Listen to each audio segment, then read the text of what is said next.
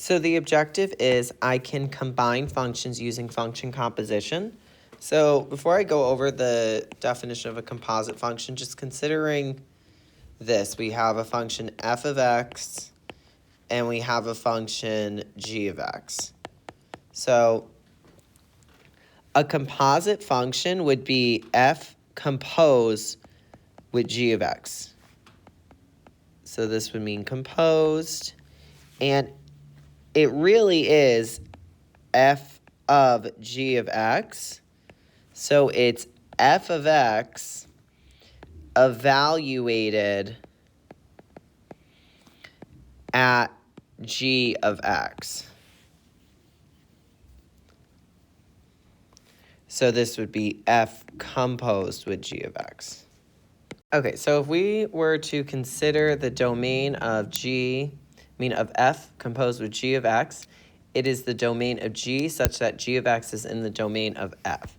So a little picture, you'd have the domain of g, and then it's evaluated at g, so we're going to draw g here, and then we have the domain of f with the value g of x plugged in, which would then be evaluated at f to give us f of g of that specific value x. All right, so given f of x is x plus 7 and g of x is x squared minus 4, we want to determine f of g of x and g of f of x and also determine the domains. So we're going to first do f of g of x. So that is f of x squared minus 4. So that's going to be x squared minus 4 plus 7, which is going to be x squared plus 3. The domain will be all real numbers. Then we have g of f of x. So that's g of x plus 7. So that's going to be x plus 7 squared minus 4. And leave it just like that. Don't feel the need to simplify it any further. You're just doing composition of functions. You're not worrying about expanding binomials.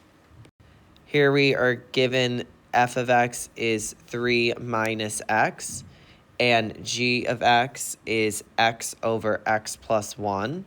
We need to determine f of g of x and g of f of x and also state their domains. So f composed with g of x is the same as f of g of x. So that's going to be f of x over x plus 1, which will be 3 minus x over x plus 1. Now, x plus 1, this one here, cannot equal 0. So we say x cannot equal negative 1 for the domain.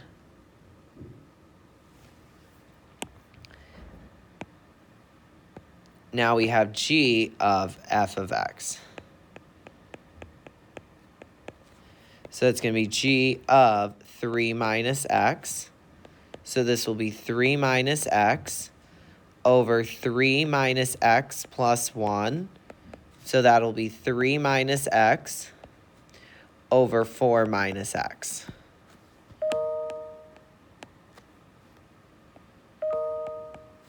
So 4 minus x cannot equal 0. We can minus 4 from both sides. We get negative x cannot equal negative 4. So x can't equal 4. That's the domain of this function. We have to determine f composed with g of x and g composed with f of x and also state the domains. So for this one, we have f composed with g of x. So that's going to be the square root of x squared plus 5.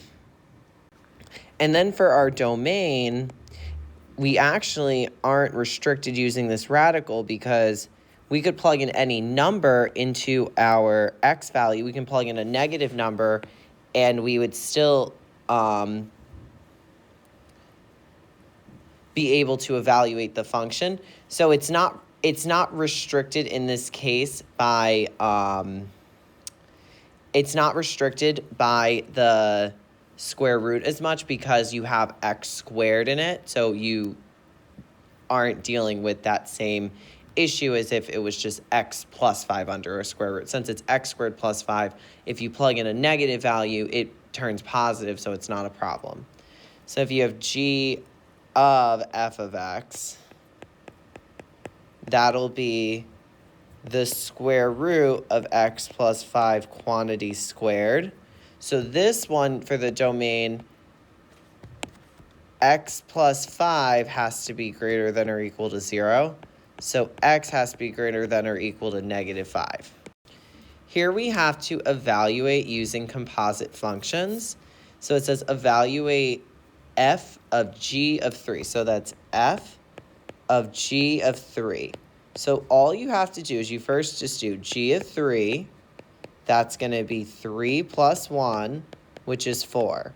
So f of g of 3 is just the same as f of 4, which is the square root, which is the absolute value of negative 2 times 4, which is the absolute value of negative 8, which is just positive 8. So in this problem, we need to decompose a function by determining the inside and outside function. So for these, use families of functions from 1.5. That's your best bet. You should see what kind of functions can you recognize, and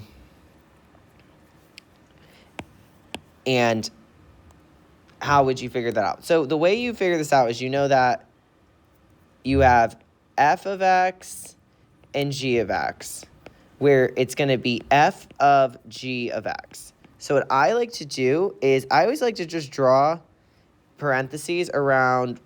I just like to emphasize our parentheses because this tells me right away this is the inside function. It tells me right away g of x is just 1 minus 2x. The outside function, all you do is replace inside function with x.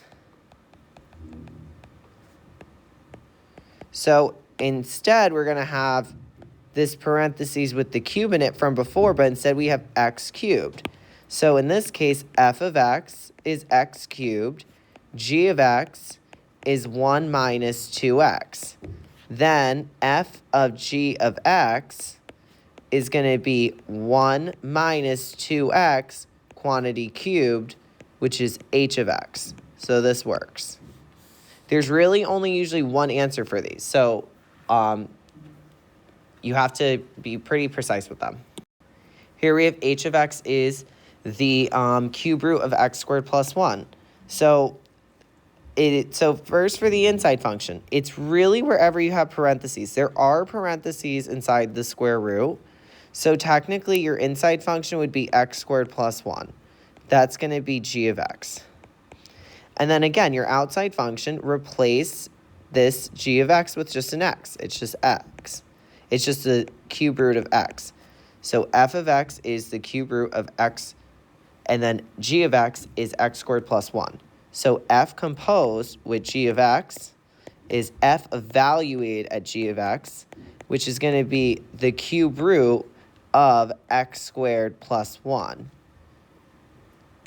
Okay, so here we have to determine the inside and the outside function. So the inside function, again, try to draw parentheses where you have your variable. That's right here. It's going to be x plus 7. This is going to equal g of x. Now you rewrite it with that expression replaced with just an x. So 4 over x minus 1 is f of x. And then f composed with g of x is f of x plus 7. I don't know why I keep writing x plus 1, which is 4 over x plus 7 minus 1. All right, so here we again have to determine the inside and outside function.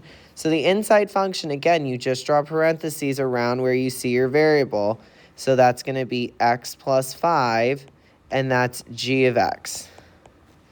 Now replace this with just the variable x. This becomes the outside function. So f of x is negative 1/2 this absolute value of x plus 3. G of x is x plus 5.